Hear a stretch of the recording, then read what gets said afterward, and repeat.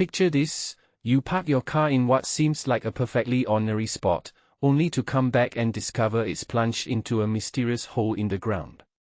That's the shocking reality that unfolded in Redruth, Cornwall, where an empty mini vehicle took an unexpected tumble into a sinkhole. And this isn't just a bizarre accident, it's a stark reminder of the hidden dangers lurking beneath our feet from centuries-old mining activities. But here's where it gets controversial. Should local authorities bear the full burden of fixing these ancient hazards, or is it time for broader national action to protect communities? Let's dive into the details and explore why this incident is sparking so much debate. On a Sunday afternoon, the unfortunate Mini was parked in the lot behind Berryman's Bakery on True Park in Redruth when it suddenly dropped into a sinkhole roughly 2 meters, about 6.6 feet, deep.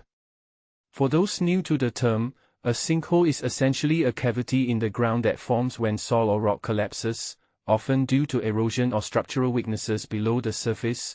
Think of it as the earth swallowing something whole.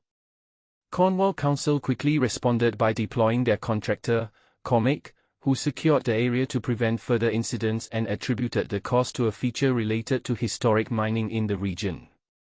To shed light on this for beginners, Cornwall has a rich history of mining that dates back hundreds of years, particularly in areas like the Penandria mine. These old operations left behind a legacy of underground tunnels and shafts that can weaken the ground over time, sometimes leading to collapses like this one. Dan Berryman, a mining consultant from Cornwall Mining Consultants, emphasized the need for caution. Engineers must first gain a clear understanding of what's happening beneath the surface, he explained, before any attempts to retrieve the car. This step is crucial to avoid making the situation worse, as rushing in without proper assessment could trigger even more instability. And this is the part most people miss: the broader implications are alarming. Berryman pointed out that hazards from this historic mining are scattered throughout Redruth and beyond. In fact, across the southwest of England, there are estimated to be more than 20,000 abandoned mine shafts, and shockingly, less than 10% of them have been properly addressed or sealed. It's like living on a ticking time bomb, where old industrial practices from generations ago continue to pose risks today.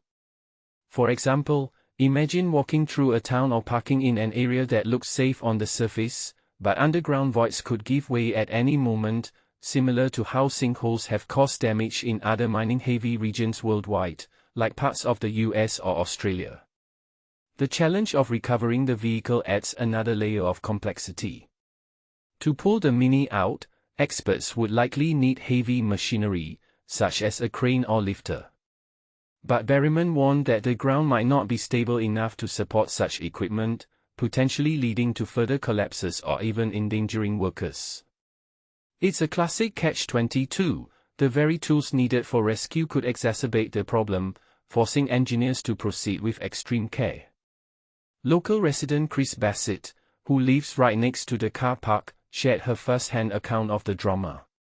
She stepped out around 2:30 p.m. Greenwich Mean Time and returned about 15 minutes later, only to find the Mini had vanished into the hole. In a moment of quick thinking, she alerted emergency services and could hear the unsettling sound of rubble tumbling into the void.